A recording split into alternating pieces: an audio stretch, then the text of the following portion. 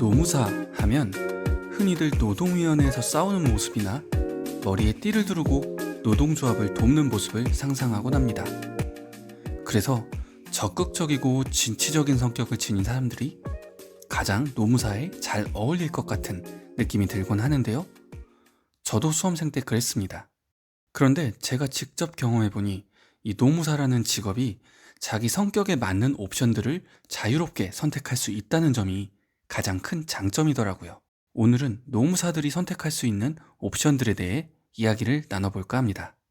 노무사로서 일할 수 있는 방법은 굉장히 다양한데요. 그 중에서도 노무사들이 가장 많이 선택하는 옵션은 크게 세 가지가 있습니다. 바로 노무법인, 기업 취업, 개업입니다. 이미 유튜브에는 이 세 가지 옵션에 대한 연봉이 너무나 잘 나와 있습니다. 그래서 저는 이번 영상에서 각각의 옵션이 받는 연봉뿐 아니라 그에 대한 제 개인적인 생각들을 곁들여 볼까 합니다.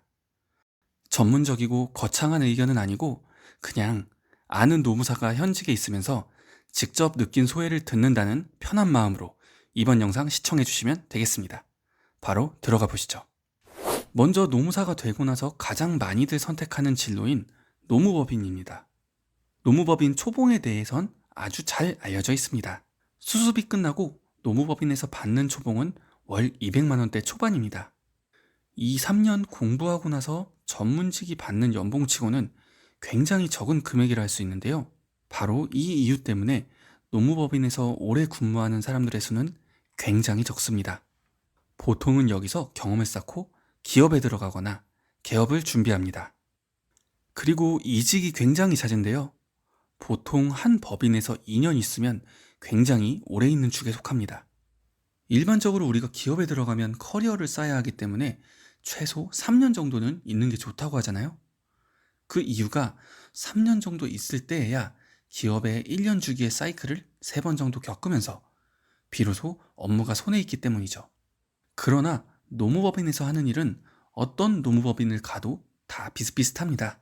근로자들의 사건을 수임하고 상담을 하고 기업의 자문건에 대해 자료조사를 하고 그에 대해 답변을 합니다.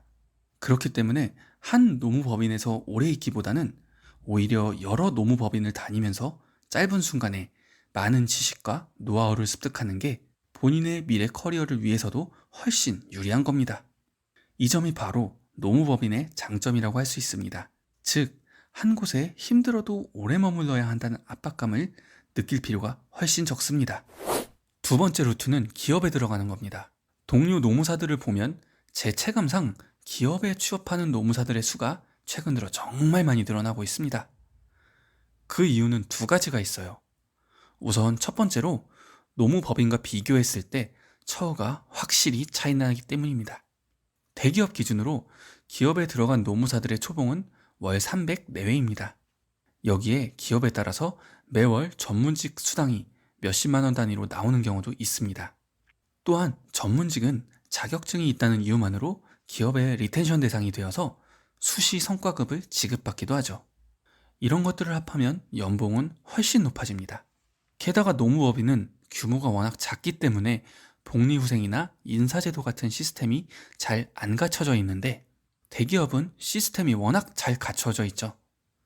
예를 들면 직원 본인뿐 아니라 가족들에게도 건강검진을 시켜준다거나 법에서 보장하는 육아휴직 이외에 출산, 육아 제도가 훨씬 더 잘 갖춰져 있습니다. 이런 점에서 봤을 때 기업에 취직하는 경우의 처우가 노무법인보다 월등히 좋다고 할 수 있습니다. 두 번째 이유는 기업에서 노무법인으로 돌아가는 게 훨씬 쉽기 때문입니다. 초반 커리어를 노무법인에서 오랫동안 쌓은 노무사들은 보통 기업으로 가는 게 아니라 개업을 하는 수순으로 가더라고요. 그도 그럴 게 기업에서 경력 노무사를 채용한다 하더라도 법인 경력만 있는 노무사보다 기업 경력이 있는 노무사를 채용할 확률이 당연히 높습니다. 즉, 너무 오랫동안 노무법인에 있던 분들은 기업으로 가기가 어렵습니다. 그런데 초반 커리어를 기업에서 쌓은 노무사들은 나중에 본인이 원한다면 언제든지 노무법인으로 돌아갈 수가 있습니다. 그렇기 때문에 인생에서 특정 시기에만 할 수 있는 기업 생활을 해보고 싶은 사람들이 때를 놓치지 않고 기업에 들어가 조직 생활을 해보는 것 같습니다. 그러면 기업에 들어간 노무사들은 어떤 일을 할까요? 그냥 일반적인 인사 업무를 합니다. 사내 노무사가 있다 하더라도 결국 기업들은 전부 자문 노무법인을 끼고 있거든요. 왜냐하면 그게 훨씬 더 전문성이 있으니까요.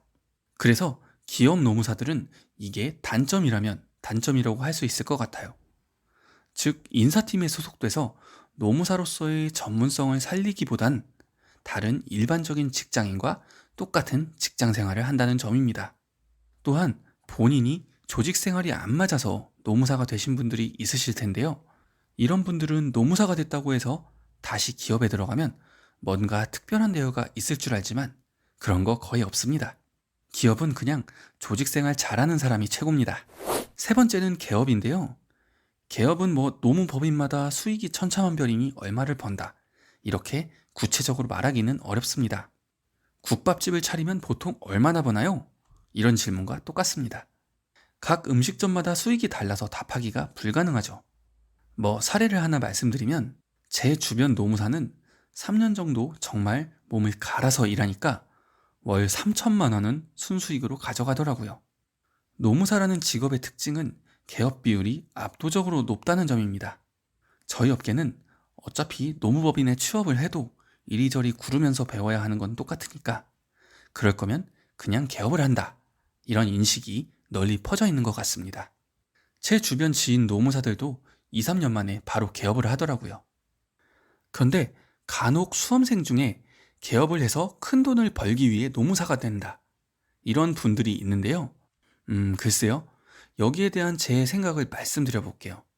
개업은 결국 창업입니다. 사업은 아이템이 필요하죠. 여기서의 아이템은 바로 노무 지식 제공입니다. 그런데 사업을 하기 위해서는 사실 노무 지식이 뛰어나기만 해서는 안 됩니다. 사업은 종합예술이에요. 전문성은 물론이고 영업도 잘해야 하고 마케팅도 잘해야 합니다. 그래서 말하는 능력과 글을 쓰는 능력이 굉장히 중요해져요. 또 직원이 생기면 직원들을 유지하는 능력과 리더십이 굉장히 중요해집니다. 바로 이런 사업적인 부분에서 노무사들의 격차가 엄청나게 벌어지는 겁니다. 사업가가 되느냐 못 되느냐, 여기서 판이 갈린다는 겁니다. 그런데요, 이런 능력들은 굳이 노무사가 아니어도 됩니다. 어떤 사업을 하더라도 결국 이런 능력은 전부 갖추고 있어야 해요. 노무사 기업은 단지 제공하는 서비스만 다른 사업가들과 차이점이 있을 뿐이지 결국은 본인이 남들보다 조금 더 비교 우위를 가지고 있는 걸 가지고 창업을 한다는 본질은 결국 다른 사업과 다를 바가 없습니다. 그래서 개업해서 큰 돈을 벌기 위해 노무사가 된다고 말하는 건 저는 좀 이상하게 보입니다. 개업해서 큰 돈을 버는 것은 노무사든 학원 창업이든 국밥집 창업이든 상관이 없거든요. 그래서 법적인 측면에서 전문성을 가지고 싶어서 노무사가 된다 라고 말하는 게 맞지 않나 싶어요. 어찌됐든 개업은 한 조직의 리더가 되는 것이기 때문에 모든 옵션을 통틀어 봤을 때 자기 인생의 주인으로 살 수 있는 최고의 방법이라 생각합니다. 다른 어떤 창업들이 전부 그렇듯이 말이죠. 그래서 자기 인생을 개척하고 도전을 좋아하시는 분들에게는 개업이 최고의 옵션이라고 말할 수 있겠네요. 이렇게 보면 알 수 있듯이 전문직은 어떤 주도적이고 적극적인 성격만 할 수 있는 건 아닙니다. 이미 자기 성격에 맞는 여러 진로들이 우리를 기다리고 있습니다. 수능적이고 소극적인 성격이라면 노무법인이나 기업이 굉장히 잘 맞으실 거고, 진취적인 성격이시라면 법인 개업이 잘 맞으실 겁니다. 어떤 옵션이든 우리에게 선택권이 넓어진다는 사실이 노무사가 되는 것의 가장 큰 장점이 아닐까 싶네요. 지금까지 노무사의 각 진로에 대한 제 생각이었습니다. 오늘 영상은 여기까지입니다. 궁금한 점이 있다면 댓글로 남겨주세요.